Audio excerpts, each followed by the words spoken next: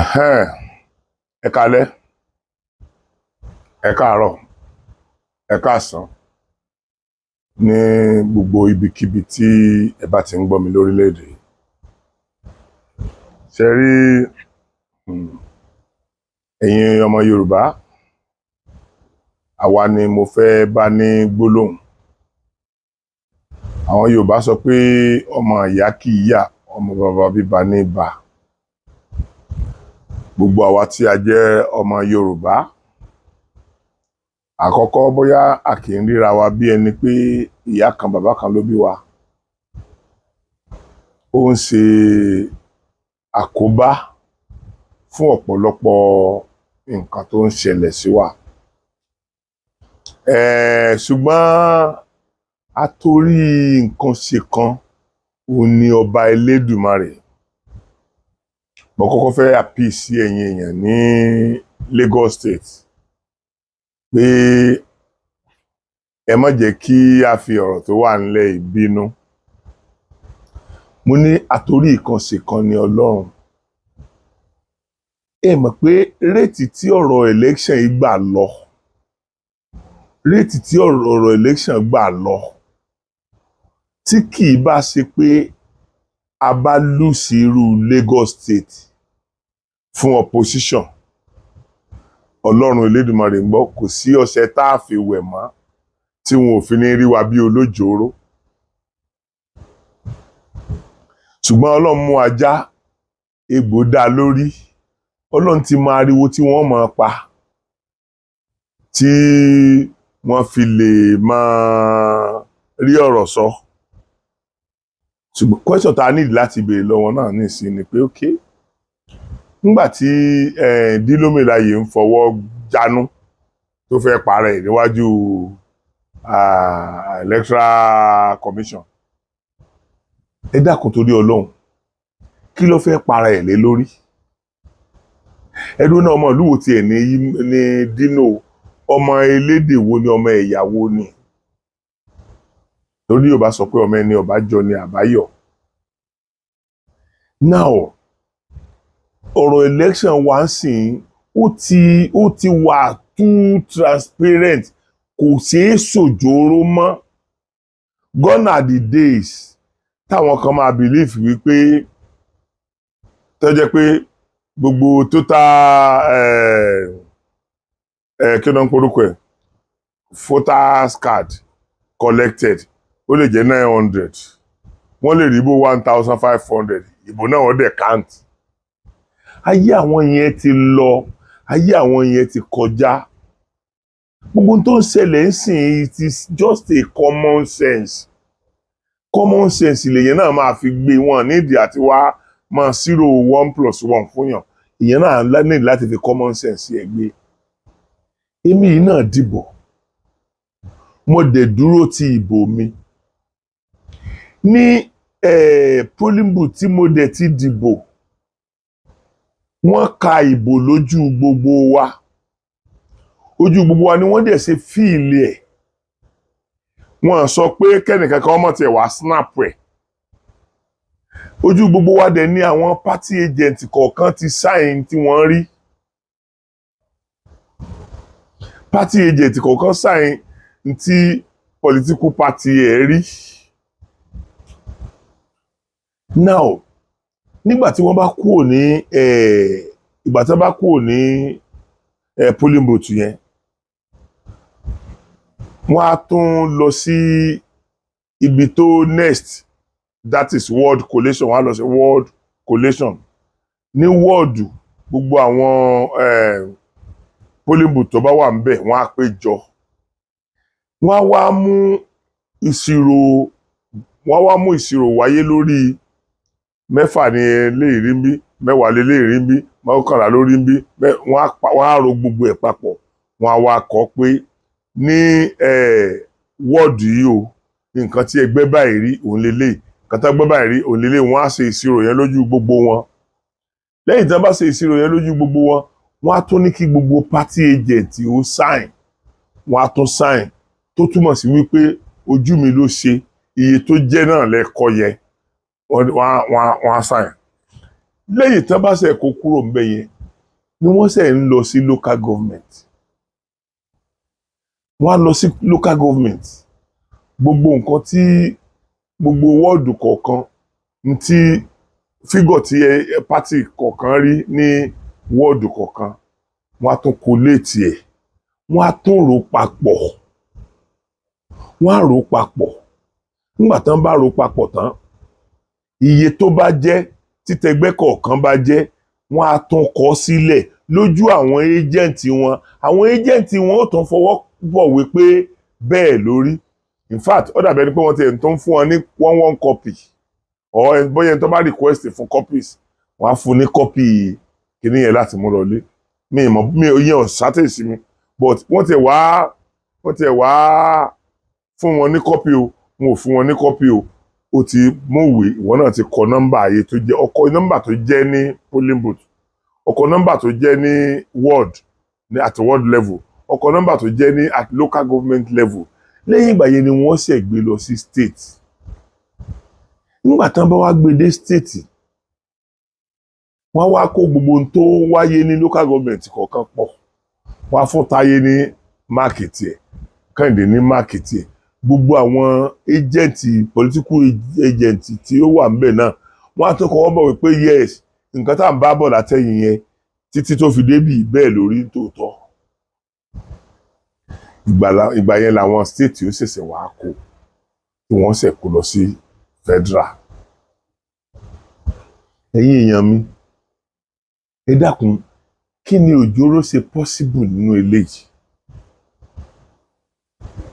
Kí ni òjòrò ṣe possible?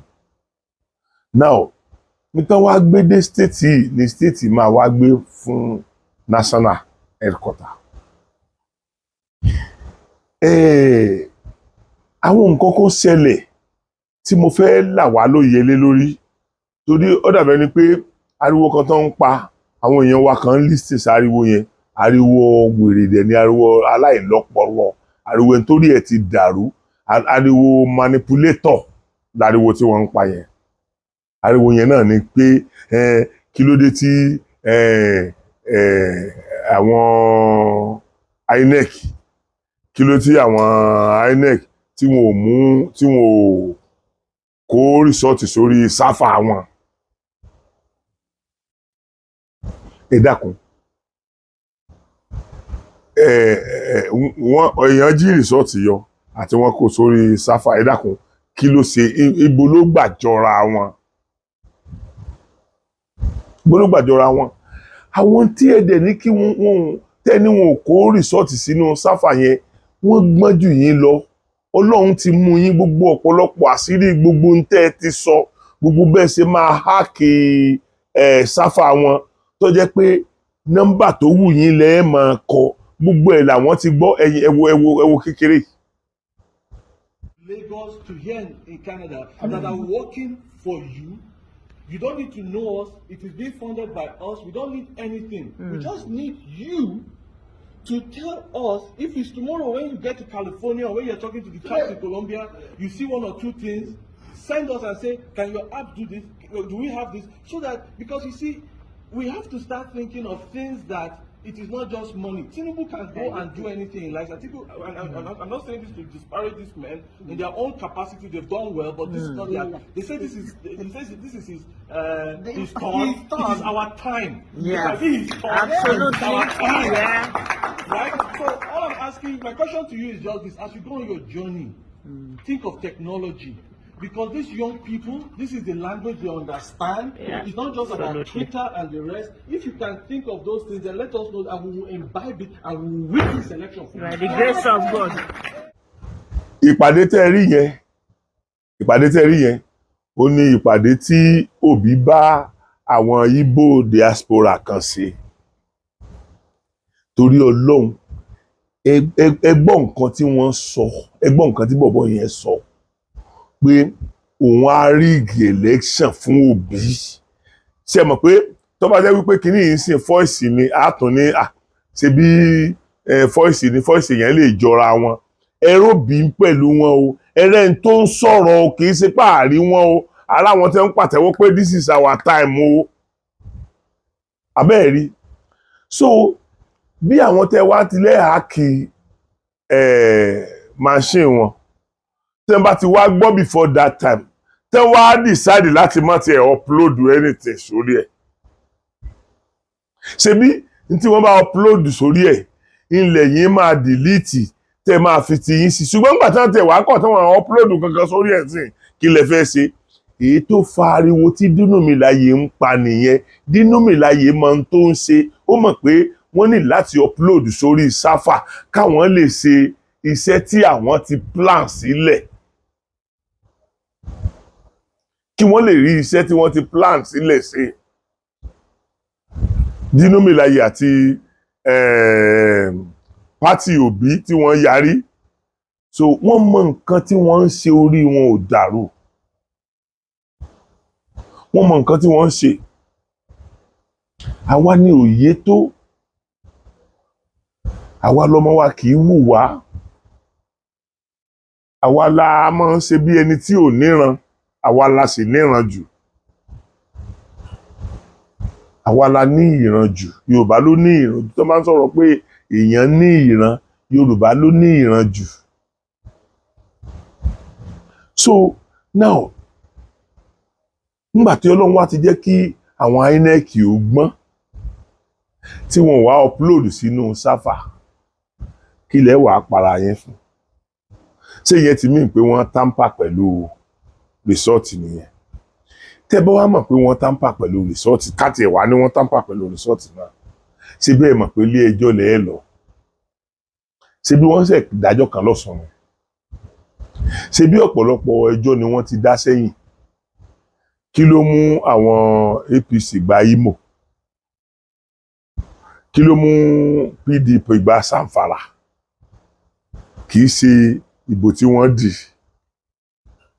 little technical fault ní ilé ẹjọ́ tó ga jù ní orílẹ̀-èdè fi sọ pé wọ́n lù sí bó tilẹ̀ jẹ́ pé àwọn náà wọlé gbogbo ayé ti rí wọ́n gbà lọ́wọ́ wọn so nígbà tí ẹ ti lè tẹ́ mọ̀ pé irú nǹkan bẹ́ẹ̀ yẹn wà kí ló ṣe nira fún yín láti ronú pé bàbá rí nǹkan tó rú wa lójú kóòtù náà lọ ṣùgbọ́n èrò ọkàn yín ni pé ẹ lè dàrú láti ibẹ̀ yẹn ẹni tó dánrú ẹ̀ wò níjọ́ tí wọ́n ń ka ìbò fún ìbò Buhari àti Jonathan tó jókòó tó lọ́ọ́ máa dábẹ̀rú kò rẹ́lífàǹtì mọ́ látọdún náà ènìyàn ò rẹ́lífàǹtì mọ́ kò sẹ́ni tó fojú rẹ̀ wò mọ́ but ọ̀rọ̀ ti Dínúmìláyè kò lè ya èmi lẹ́nu kò lè yà mí lẹ́nu onítíátà bí èmi ni onítíátà bí èmi ni so gbogbo ohun tó bá dẹ̀ wo onítíátà ló lè ṣe onítíátà lè ṣe arọ ó lè ṣàfọ́jú ó lè ṣe dókítà ó lè ṣe lọ́ọ̀yà ètò unique jù nínú iṣẹ́ tiwa nìyẹn but ó dàbẹ̀ nípa àwọn èèyàn ò rí Dínúmìláyè bí onítíátà onítíátà ni irú wọn ò tiẹ̀ yẹ lẹ́ni kó yẹ ká máa tì sí ipò aṣíwájú pé eléyìí ń lọ lead wa ṣé mọ̀ pé aṣíwájú gbọ́dọ̀ lead by example ni example wo lè rí kọ́ lára Dínúmìláyè ẹ wo orin wèrè tí máa ń kọ ohun tí ò ní mí nì wàá kọrin kò ní ní rídìmù kò ní nìkan wàá kàn pẹ̀lú ipò tó ti dé rí pòlítíkàlì yẹn àwọn ẹgbẹ́ yín tí wọ́n ti ṣerú ní tẹ́sí iṣẹ́ yìí wọ́n pọ̀ rẹpẹtẹ wọn ò rẹ́lífàǹtì mọ́ wọn lórúkọ mọ́ wọn lórúkọ rere mọ́ àìlórúkọ rere wọn ó tó affect ọmọ wọn politically àwọn tó ti ṣàìdá sẹ́yìn bíi ti yìí àwọn ọmọ wọn náà ò kì í rọ́wọ́ mú ní òṣèlú because wọn ó believe pé bí a bá ti rí ọmọ náà rí now kẹ́ ẹ lè mọ̀ wípé gbogbo táwọn Igbo ṣe fún wa wọn ò bá wa jà nítorí sọ́ọ̀tì sí victory wọn ní Èkó ó pọ̀ gan ṣe rí ọ̀rọ̀ Muslim to Muslim ṣe mọ̀ pé àwọn pásítọ̀ kan wà nílẹ̀ Yorùbá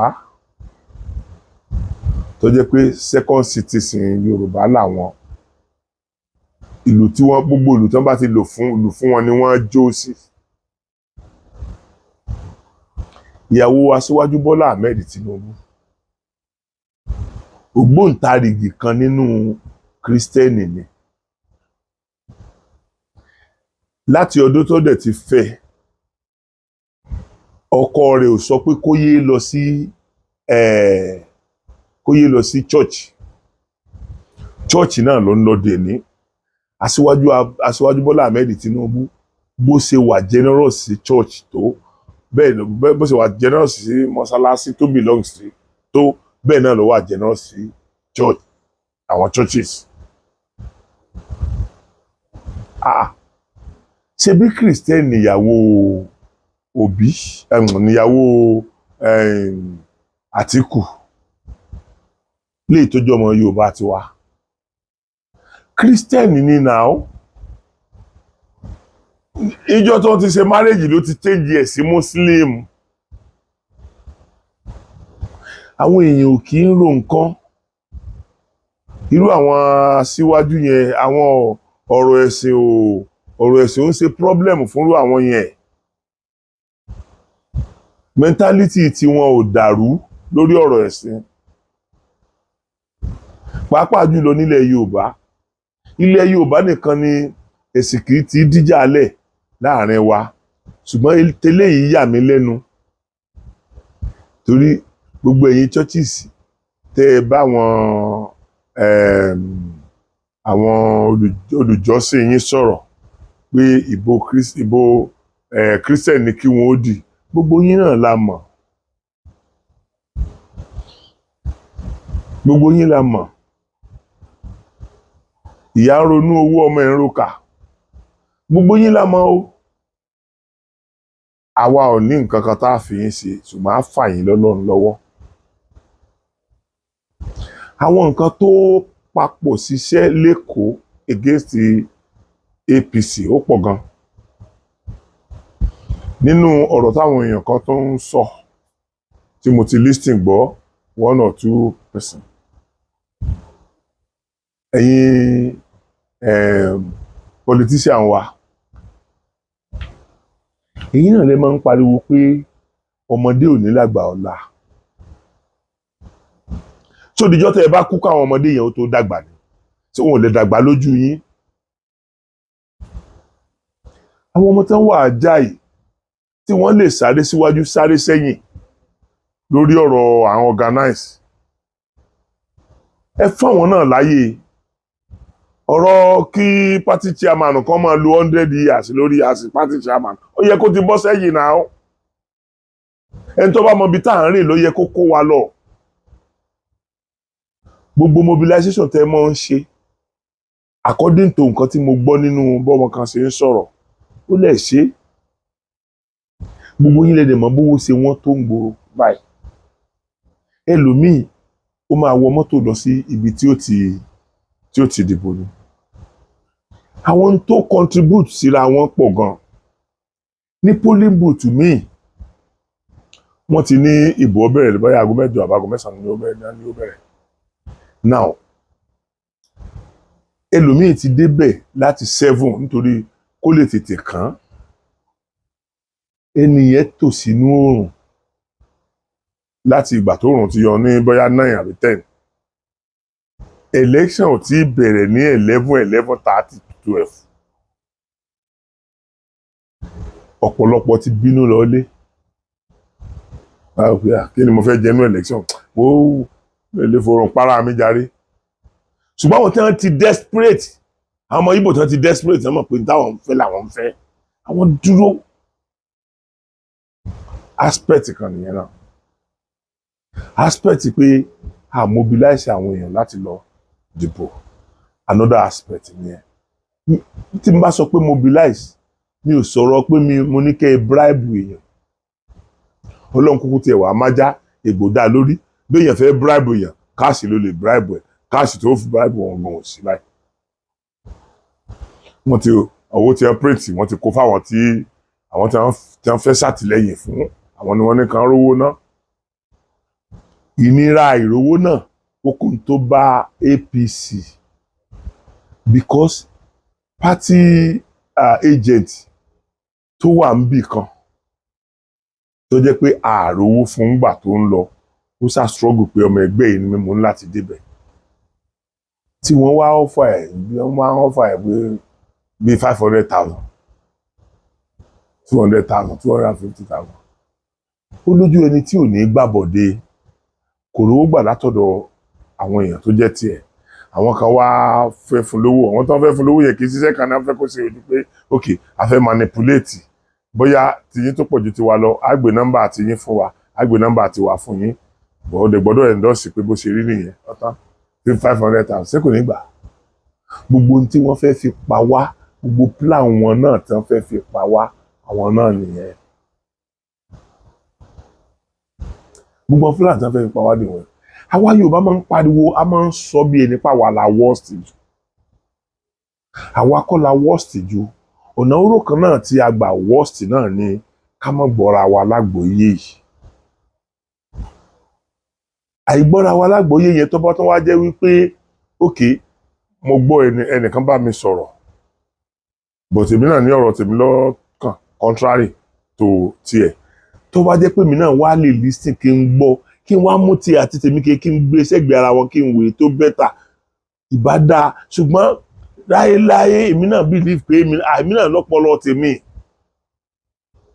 whereas Yorùbá sọ pé ìsínwó ìkòròwó ohun tá a bá dèjọ wò gẹ́gẹ́ ní igun àwa nìkan kọ́ ni ajé èèyàn burúkú ọ̀dà ẹ wo ọmọ Igbo àtàtà kan tó ní ọpọlọ tó dẹ̀ ń lọ tó dẹ̀ ń tí mo dẹ̀ mọ̀ pé ó ń rí bí nǹkan ṣe ń trend politically ní gbogbo Nàìjíríà ẹgbọ́n ohun tó sọ nínú ìran wọn kẹ́ ẹ lè mọ̀ pé àwa sì bẹ́ta ẹgbọ́n tó sọ nínú ìran wọn. Who accuse other tribes, who accuse fellow Igbos, who accuse anybody that tried to correct us, that tried to tell us to love, of hate for Igbos. We are a people that will kill our fellow brother because of a piece of land. We are a people that have so much hate and believe we are better than other tribes, that Igbo tribe is the best. We are a people that claim not to be tribalist, that we are not tribalistic, but yet we will discriminate at any instances of other people who come to our land to do business. An Anambra man cannot buy a land in Enugu, and Enugu man cannot buy a certain land in Ebonyi. We are a people filled with so much hate. We are a people with no respect for our Igbo women. We are a people that we criminalize our Igbo women, abuse our Igbo women.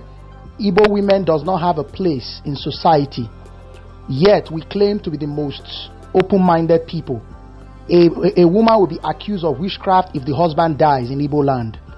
A woman will be accused of barbaric acts if the husband dies in Igbo land. We are a people that is so greedy that we can do anything in order to make money. We are a people that hate Nigerians so much, but yet we are one of the people that have destroyed the image of Nigerians in Thailand, in Malaysia, in South Africa, in Singapore, due to selling of hard drugs. We are a people that do not have respect for culture. We are a people that do not have respect for our elders. We are a people where a young boy of 19 years old can insult his elder brother because he's richer than his elder brother. We are a people that do not bow. Yes, we do not bow down to our elders because we believe that to bow down is a form of worship.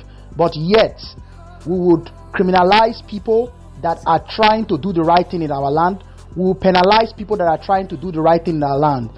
We are a people filled with so much hate in our hearts. We are a people that hate Fulanis. We are a people that hate Hausa people. We are a people that spread fake news, propaganda. We are a people that accept our own lies in order for it to make us feel good about ourselves. We are a people who derive pride in selling fake products, fake goods, fake products all over Nigeria. And yet, if anybody tries to go against us, even if it's our fellow Igbo brother, we label them as saboteurs. We are a people that want Biafra, a place where there is no free speech, a place where people do not have their own opinion, Anybody that have an opinion of how they feel things should work in Igbo land, we label them saboteurs. We label them fake Igbos. We also ridicule them as being Hausa Fulanis. We are a people that have so much hate in our heart that even after we lost the civil war, we have not healed from the wound of the civil war. We are a people that want to be president of Nigeria, but yet we hate Nigeria so much. We are a people that is not obedient to Nigeria. We are a people that do not respect the laws of Nigeria. We are a people that if Nigeria is winning, we claim that is Biafra winning. But if Nigeria is losing, we claim that Nigeria is a shithole country. We are a people that do not respect other ethnic group. We do not respect other people's religion. We do not respect other people's faith. But yet we claim that we are the most open-minded people in Nigeria. We are a people that do not allow do not have religious tolerance for other people. How many mosques have been burnt in Anambra? How many mosques have been destroyed? How many Hausas have been killed? But yet, when there is a retaliation in the north, we claim that the northerners hate us. We are a people that want our brother to become president of Nigeria, that want to push Peter Obi as president of Nigeria, but yet we ridicule other people. We insult Tinubu. We have no respect for Atiku. We have no respect for other people, other tribe, other ethnic group. We have no respect for other people and the candidate that they choose. We are a people that common sense is no longer common in our land. We are a people that will travel all over Nigeria to open up businesses, set up shops, set up investments. But anybody that comes to our land to try to invest, we label them as trying to come and take over our land. We label them as trying to come and take over our inheritance. We are a people that destroyed Nigerian regional system of government led by Agui Ironsi, yet we blame other tribe of destroying Nigeria. We are a people that believe that we are the dominant tribe, that believe that the Igbos are the most important tribe in Nigeria, but yet we condemn Fulani for dominating the Nigerian politics. When we had the same opportunities with Fulani, we did worse than Fulani. We changed the regional structure, thinking that we are going to hold on to power forever. We are a people that condemns domination, that condemns domination of other minority tribes. But we have perpetrated this act in our own land by having Osu. A certain people in Igbo land is labeled as Osu because we label them as slaves. This is who we are, and we must change. For Igbo land to progress, we must change by being different. We are a people who condemn Igbos who were not born in Igbo land. People like Daniel Nze, who were not born in Igbo land. We see them as fake Igbos. My mama say I be Igbo. My papa say I be Igbo. We are a people that hate ourselves so much that Anambra man does not agree with Imo man. Imo man does not agree with somebody from Ebonyi State. We are a people that always believe that everybody hates us. Everybody is after us. We are a people that want to claim other people's identity. That is why we have always said Lagos is no man's land, that we own Lagos. We are a people that have been disobedient to our elders, disobedient to our Igbo culture. We are a people that hate the British, hate the Americans, hate the Europeans, but yet we want to play big in the world stage. We are a people that claim to be smarter than everybody, wiser than everybody, know everything than everybody, but yet our land is still underdeveloped. We claim no intention of domination, but yet we have our eyes on the Niger Delta and on Port Harcourt, because we know that the 5 eastern states is landlocked and it cannot stand on its own without those Niger Delta region. Why don't we change? Why don't we embrace peace and love? Igbo, it is time for us to change. Change from who we are. Are we truly blessed? Yes, we are blessed. Are we truly great? Yes, we are great. But our greatness does not have to affect the lives of other people. Our greatness, we don't have to sing it.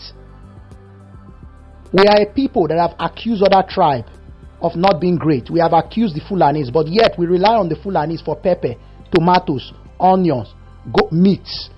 We rely on the Fulanis. Without the Fulanis, we will not have food, because the Fulanis, their land is very good for farming and they supply us food. We lost the civil war because there was a blockade and there was no food coming to Igbo land. Have we learned our lesson? We have not learned, because this is who we are. We are a people filled with pride.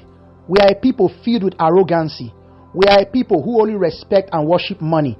We are a people who believe other people are fools, other people are not wise, that we are wiser than other people, but yet We cry, and ask for freedom from the people we think they are wiser, that we are wiser than.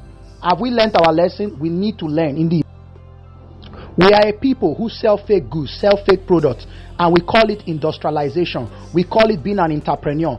We are a people who spread fake news, who spread lies about other people's, the Yoruba leaders, the Fulani leaders. Example, we said Buhari is Jubri. We are a people who will do everything to label other people.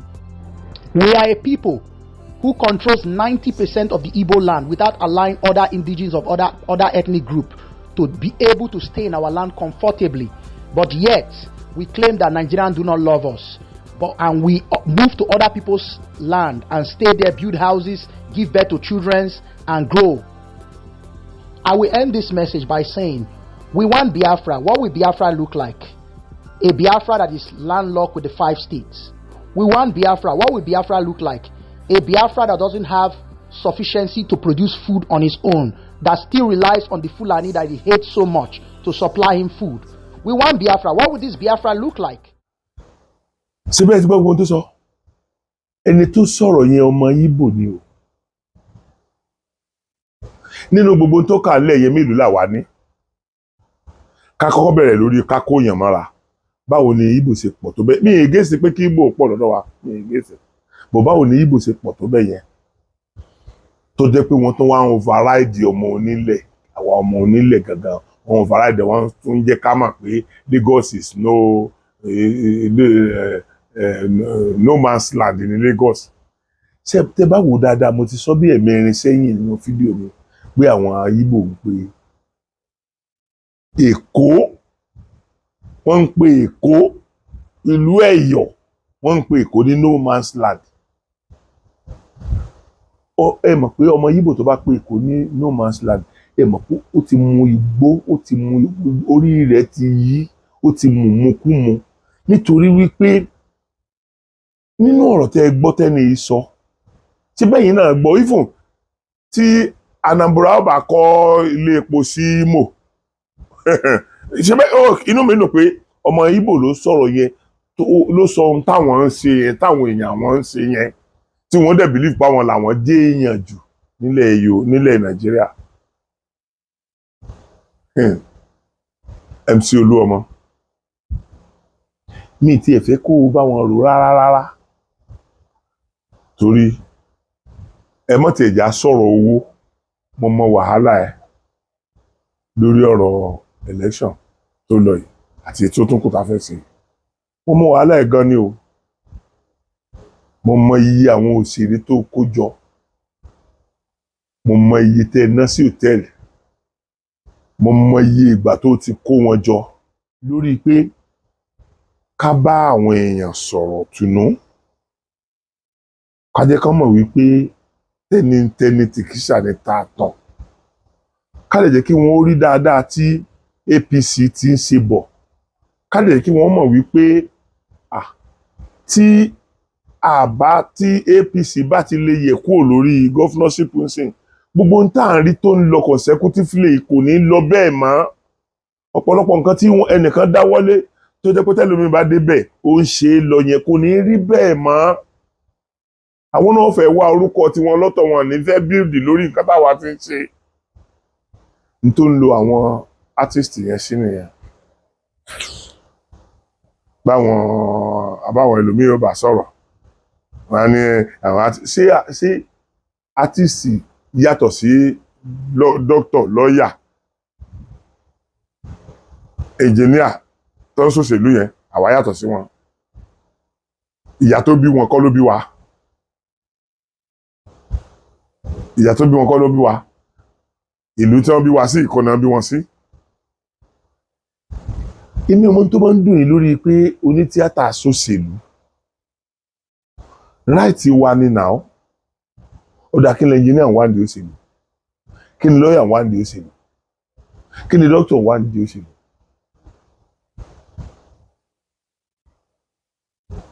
So tẹ́ ẹ̀ bá ti lè sọ pé kí làwọn yẹn ń wá ní òṣèlú ẹ̀ lè sọ pé kí làwọn náà wá ní òṣèlú náà ẹ̀ lè sọ pé kí làwọn náà wá ní òṣèlú náà àwọn ọmọ tiwa náà kàwé tán lè occupy position kan tàbí míì politically náà a rí ọ̀pọ̀lọpọ̀ náà tó kàwé nínú àwọn onítíátà táwọn náà lè occupy one position or the other. Ọ̀rọ̀ kan wá jáde lẹ́nu ẹnìkan tó wà very very important sí mi. Gómìnà Èkó Sanwó-Olú, kíní yẹn ti wà ti pẹ́ látàyè Fáṣọlá ni.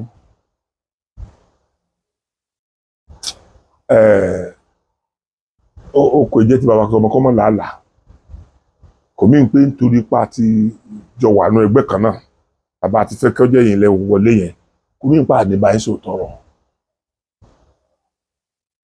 Nígbà tí ẹ bá fẹ́ ṣe rally, ìgbà yẹn lè máa rántí àwọn local artist wa. Nígbà tí ẹ bá fẹ́ ṣe rally, torí àwọn local artist tẹ́ fẹ́ lò yẹn, ẹ ti mọ̀ pé bẹ́ẹ̀ yẹn làwọn ń gbé, wọ́n mọ do and don't, wọ́n mọ kí láràlú ń fẹ́, wọ́n mọ kí ni wọ́n lè sọ fún aráàlú nítorí ibi tí wọ́n ń gbé ni, wọ́n mọ ìnira tó mú àwọn èèyàn, wọ́n mọ tí wọ́n lè sọ pé a fi ṣe ìdẹ̀rùn fún ìnira yẹn, òun lè fi ń lò wọ́n. Ṣùgbọ́n tẹ́ bá ti wá wọlé tán, ní tẹ́ bá fẹ́ ṣe swearing tàbí kọ́nọ́mọ́ ṣe fún yẹn, ìgbà yẹn lẹ́sẹ̀sẹ̀ wá rántí àwọn international kan. International tẹ́yìn dẹ̀ ń sọ yìí, local ni wọ́n ní ìlú tiwọn náà, ìyàtọ̀ wo ló wà ń bẹ̀? Ọdún wo làwa ti ń rèèní kọ́mọ ọmọ Ìgbò tó bẹ̀rẹ̀ tíátà? Ọdún wo lọmọ Yorùbá ti ń rèèní? Níbo lọmọ Ìgbò wà nínú iṣẹ́ tíátà nígbà táwọn bàbá wa Ògúndé wà, ìgbà táwọn bàbá wa Ògúnmọ́lá wà, ìgbà táwọn bàbá wa Lúrádépọ̀ wà, àti bẹ́ẹ̀ lọ. Where are they? Ẹ dárúkọ ẹnìkan nù wọn tó ikú ọ̀pẹ láwọn yẹn. Bàbá sọ, wọ́n á máa sọ, bí wọ́n bá ẹ wá ń dorí tan tíátà kodò. Báwọn òpònú kan ọba sọ̀rọ̀, wọ́n á máa sọ̀rọ̀ pé fíìmù kìíní bẹ̀rẹ̀ lórí life in bondage, àbí bí ìgbà torí èèyàn ti dàrú. Ẹ wo ọdún tí wọ́n ti ṣe ayé jáyé sí mi, ẹ wo ọdún tí wọ́n ti ṣe Àjàní Ògún, ẹ wo ọdún tí wọ́n ti ṣe taxi driver, ẹ wo ọdún tí wọ́n ti ṣe ẹ wo ọdún tí wọ́n ti ṣe ìjà òmìnira, ẹ wo ọdún tí wọ́n ti ṣe, ẹ wo ọdún táwọn yẹn ti ṣe yẹn, kéèyàn máa compare ẹ pẹ̀lú living in bondage tó jáde lónìí. Kí ló dé títí yín ò kì ń wù yín lórí? Kí ló dé títí yín ò kì ń wù yín? Ṣé àwọn tẹ́ ẹ kó wá yẹn ní ìlú tiwọn lọ́hùn, sáwọn náà ò kì í ṣe local ni? Ẹ ṣe máa localize àwa, kí ni wọ́n ní tà ní? Kí ni wọ́n ní tà ní? Ẹ̀yin gọ́fúnà Lagos State lẹ́sẹ̀ máa ń ṣe, Aṣíwájú Bọ́lá Tinubu nìkan ni ò ṣe. Aṣíwájú Bọ́lá Tinubu nìkan ni ò ṣe, tó jẹ́ pé àwa pọ̀ wá ń believe pé àṣé ìjọba lè fún yàn lówó. Táwa mọ̀, Aṣíwájú Bọ́lá Ahmed Tinubu ló já mọ̀, tòró kó ní tíátà mọ́ra burúkú, kò dẹ̀ sí nǹkan tó ṣẹlẹ̀ sí wa, àtó dáa ni o àti ò dáa ni o, àjọ ń ṣe àìní láti gbà yẹn títí nìṣe.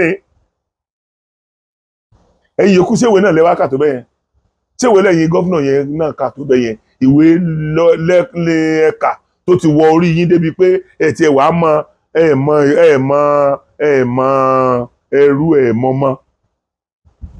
Àwọn èèyàn tí yóò kì í jọ yín lójú náà lẹ́rí yẹn. Ọmọ kan ló sọ tọrọ yẹn wá tọ́ọ̀chì mi gan, torí ọ̀rọ̀ yẹn ti wà lẹ́mìí tèmi ti pẹ́. Bọ́ tẹ́ bá fẹ́ ṣe campaign, ẹ rántí àwọn local artist yẹn, gbà yẹn lẹ́rántí Jídé Kòsọ́kọ́, gbà yẹn lẹ́rántí Bello, lẹ́rántí ọ̀pọ̀lọpọ̀ àwọn èèyàn. So Jídé Kòsọ́kọ́ is international mọ́, nílùú rẹ̀ local ni. Àwọn tẹ́ ń pè wá yẹn náà nílùú wọn nílẹ̀ Ìgbò local ni wọ́n. So kí ìyàtọ̀ wo ló wà láàrin ẹ̀? Kí ló tẹ̀ ń ṣe bẹ́yẹn? Kí ló tẹ̀ ń ṣe bẹ́yẹn? Yorùbá sọ pé àgbàlagbà tí ò tijú kẹ́tẹ́kẹ́tẹ́ láti gùn láti kù, kẹ́tẹ́kẹ́tẹ́ ò ní tijú àgbà láti dá.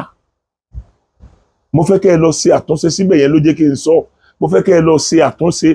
That is not enough fún wa láti lùsì Lagos State fún ọmọ Ìgbò. It's not enough reason. Ṣùgbọ́n àwọn nǹkan yẹn náà ló kóra wọn jọ tó wá di ìyàtọ̀ tó pọ̀. ẹ̀yin èèyàn mi ẹ dákun, ẹ̀yin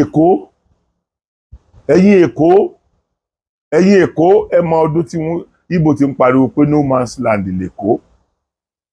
Wọ́n dẹ̀ ti dominate ẹ̀ mọ́ wa lọ́wọ́ burúkú.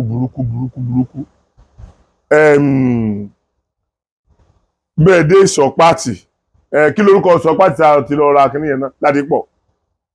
Bẹ́ẹ̀ dé Ládìpọ̀ nsìn, alẹ́ ẹ̀ lè bá Yorùbá méjì, ẹ̀ lè bá ṣọ́ọ̀bù Yorùbá méjì kan níbẹ̀. Gbogbo ibi tí wọ́n dominate, wọ́n máa dominate ẹ̀ tán ni, wọ́n á lé ọmọ Yorùbá. Kódà bẹ́ẹ̀ bá yín gba ilé lẹ́yìn bá jọ gba ilé ládùúgbò kan náà tàbí bá jọ lé ṣọ́ọ̀bù, wọ́n gbà mọ́ ẹ lọ. Bí wọ́n ti ẹ̀ ní wá sanwó lọ mọ́ níjọ́ iwájú, wọ́n lè sanwó ọdún 3 níbẹ̀rẹ̀. Ìwọ tó sanwó ọdún 6 tó dẹ̀ lè máa tó sanwó oṣù 6 tó dẹ̀ lè máa rí owó ẹ̀ san lọ regularly nítorí iṣẹ́ tó fẹ́ máa ṣe inú ẹ̀, wọ́n á dìnnà ẹ̀ ní láti ṣọ́ọ̀bù. So many things ló ti ṣẹlẹ̀ sí wa lórí àwọn ọmọ Ìgbò. This time around, ẹ jẹ́ kí Yorùbá náà ronú. Gbogbo ẹ̀yin Yorùbá tó jẹ́ pé ẹ ní PVC lọ́wọ́, one thing or the other ló bí yín nínú tẹ́ fi jáde. Ẹ gbọ́dọ̀ jáde lọ́tẹ̀ yìí o. Ẹ gbọ́dọ̀ jáde lọ́tẹ̀ yìí. Then gbogbo ẹ̀yin Kristẹni tí ẹ wà ní Lagos State tí wọ́n ń dictate fún yín wípé ọ̀rọ̀ Kristẹni ni ọ̀rọ̀ Christian and Muslim ni ọ̀rọ̀ tó ń bẹ ńlẹ̀. Ọ̀pọ̀lọpọ̀ yín sì náà sáà ti rí ó sáà ti jájú yín lójú báyìí. Wọ́n ti declare aṣíwájú ṣùgbọ́n ló ń lead. So ẹni tó bá dẹ̀ lead náà ni wọ́n announce. So ẹni tẹ́ fẹ́ dìtẹ̀ mọ́ ló ti wọlé yẹn. Okay, kí ló ní di ọ̀tẹ̀tẹ̀ ẹ́ dì mọ́ àwọn gọ́fúnà?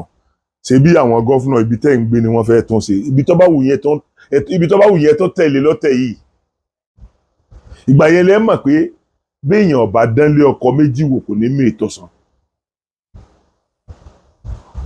So èmi bẹ̀yìn ẹdùnú yín pìwàdà. Ọ̀rọ̀ ẹ̀sìn kò sí nǹkan tó ọ̀rọ̀ ẹ̀sìn ní í ṣe pẹ̀lú ọ̀rọ̀ ìṣèlú. Kò ní ẹni tí ń ṣe wọn ò jọra wọn rárá. Èmi ò ń gbà tí Yorùbá bẹ̀rẹ̀ yẹn o. Yorùbá ni mo mọ̀ pé ó wà tolerant jù lórí ọ̀rọ̀ ẹlẹ́lẹ́sìn dé. Èmi bẹ́ẹ̀ ṣe wò mí, mo respect àwọn ẹlẹ́sìn àbáláyé.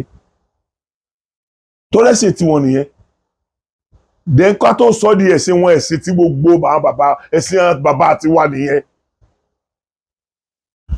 Kí wọ́n tó mú Kìrìsìtẹ́nì dé, ká tó mú ọ̀rọ̀ Muslim dé. Ẹ̀sìn náà bàbá wa gbé dání nìyẹn. So bá wa gba ẹ̀sìn àjòjì yẹn, táwọn dẹ̀ láwọn ò fi ẹ̀sìn bàbá wa sílẹ̀. So yẹ ká rí ẹbí second citizen ni. Ṣé kò yẹ ká pọ́n wọn lé ni? So yẹ ká járáǹkì wọn fún ẹni ọ̀dà ẹ̀sìn ni. Ẹ̀sìn lẹ̀sìn jẹ́ tó bá wù kálukú ni kálukú ń ṣe. Ẹ̀yin náà lẹ sọ di mímọ̀ pé tẹ́yìn bá ti pọ́ ọmọ 18 ó ti lè decide lọ́kàn ara ẹ̀ pé nǹkan báyìí ló ń fẹ́ sí. So ẹ̀sìn tó kálukú bá belong sí kí ló dé? Kí ló ní yín lára? Ayé ìgbà kan lẹ máa pariwo fún wa pé àwọn ẹlẹ́sìn ìbílẹ̀ yẹn ìkà ni wọ́n, ìkíní kan ni wọ́n máa ń lo ẹrin èèyàn. Àti ká orí èèyàn mọ́ pásítọ̀ lọ́wọ́. Àti ká orí èèyàn mọ́ ìmáàmù lọ́wọ́. Ojú tì yín kò síbi tẹ́ ẹ fẹ́ sá sí mọ́. Mi sọ pé gbogbo ìmáàmù ni olórí burúkú bí àwọn tá à ń ka orí mọ́ lọ́wọ́ yẹn o. Mi sọ pé gbogbo Christian ni olórí burúkú bí àwọn tá à ń ka orí mọ́ lọ́wọ́ yẹn. But tí mò ń try láti sọ ni wípé ẹ jẹ́ ká máa consider nǹkan bó bá ṣe ń lọ. Nobody is a saint. No religious is a saint. Kò sí religion tó jẹ́ saint. Kò sí. Àwọn babaláwo míì wà. Gbogbo tó bá ti jẹ mọ́ ẹ̀yà ara wọn lè fọwọ́ kàn láyé wọn. Babaláwo làwọn náà. Babaláwo làwọn náà. After all, ọ̀pọ̀lọpọ̀ inú ẹ̀yin tẹ́ ìpera yín ní pásítọ̀, tẹ́ ìpera yín ní wòlíì, tẹ́ ìpera yín ní kìnní yìí náà. Tẹ́ bá ti jó lúbúlúbú kan ẹ̀ mọ̀ bóyá orí èèyàn ni wọ́n jó, bóyá eyín èèyàn, bóyá ẹsẹ̀ èèyàn náà jó, wọ́n ń kó lúbúlúbú yẹn hàn fún yín, ẹ̀ sì ńlá ẹsikísà ẹgbẹ́jì àparọ́ tara wọn jẹ àwọn Christian tó lákùnláka àwọn mùsùlùmí tó lákùnláka àmọ́ bíi tí ifá ọ̀pọ̀lọpọ̀ àwọn èèyàn wà wọn kì í gbé ilé wọn ń gbé ilé wọn ọ̀dọ̀ babaláwo tó bá bá wọn tẹfá ni wọn ó kó fa wọn sí. ẹ má parọ́ tàn wá jẹ mọ́ ẹ má parọ́ tàn wá jẹ mọ́.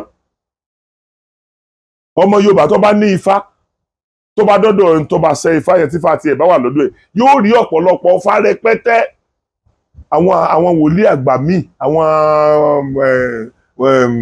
kíni orúkọ ìmáàmù àgbà míì nígbà tí wọ́n bá wá síbẹ̀ yẹn òru ni wọ́n wà bíi 2-3 ẹ máa tàn wá jẹ ẹ máa fọ̀rọ̀ ọ̀rọ̀ ẹ̀sìn ẹ máa gbọ́rọ̀ ẹ̀sìn bí ẹni pé ọ̀rọ̀ yẹn náà ó ní wéètì tó bẹ́ẹ̀ yẹn ní máìdí yìí ni kò ní wéètì máìdí yìí náà àṣà àmọ́ra wa ni.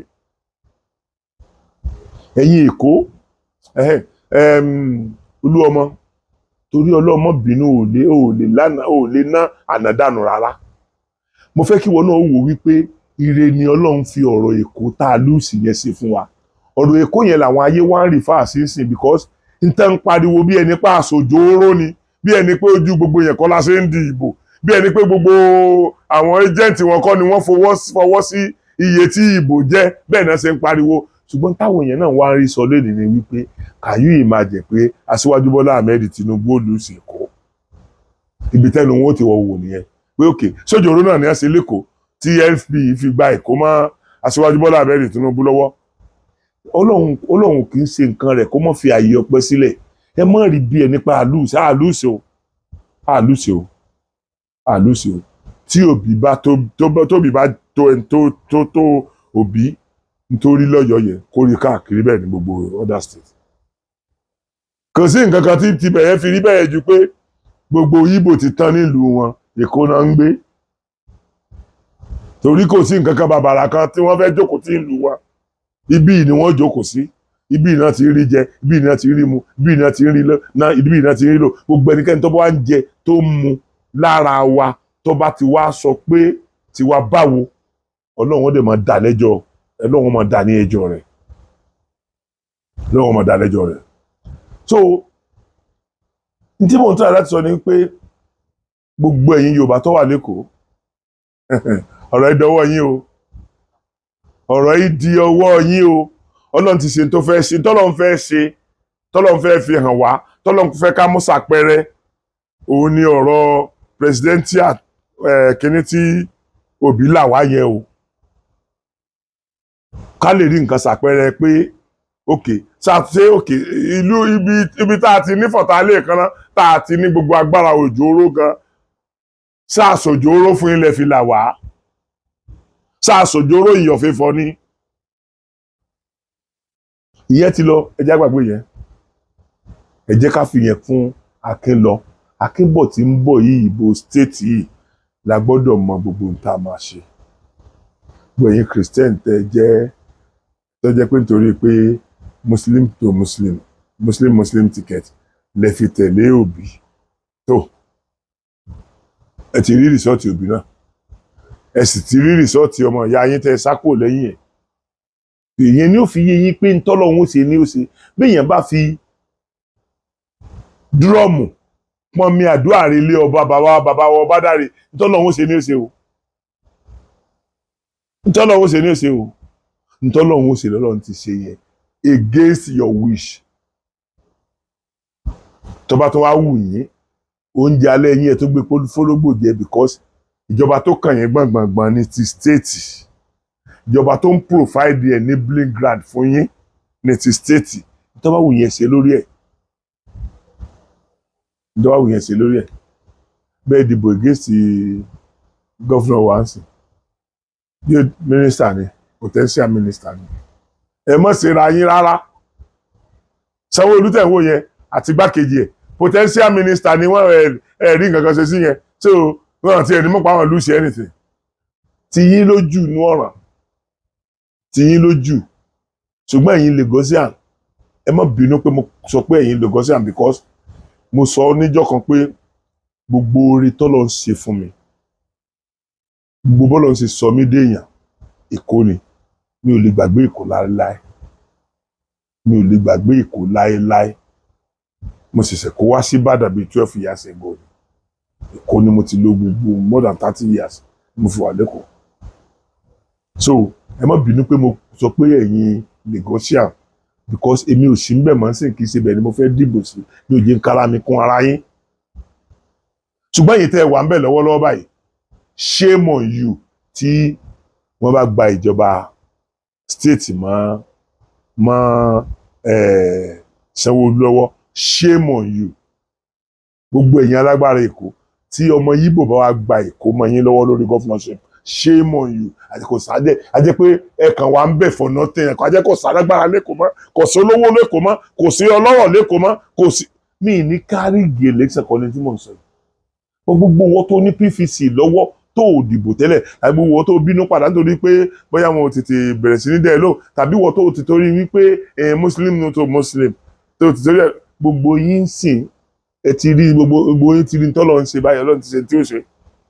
So gbogbo yòókù inú ara yín lókù tẹ́ ń bí because ìjọba tó súnmọ́ yín jù òun náà ni ìjọba state àti local government. Ibi tí state bá dẹ̀ sọlẹ̀ sí náà ni local government yóò sọlẹ̀ sí. Local government ló dẹ̀ súnmọ́ yín jù, local government ló súnmọ́ state jù, local government lẹ́yìn súnmọ́ jù. So tó bá dẹ̀ bọ̀ láti state náà ni ó kan local. Tó bá wù yín ẹ ṣe dáadáa, tó bá wù yín ẹ má ṣe dáadáa. Ṣùgbọ́n mo mọ̀ pé iná ilé lọmọ ehoro ọ̀yà gbẹ̀yìn. Mo mọ ẹ̀yin Èkó, mo mọ yín dáadáa. Mo mọ yín gidi gan ni o.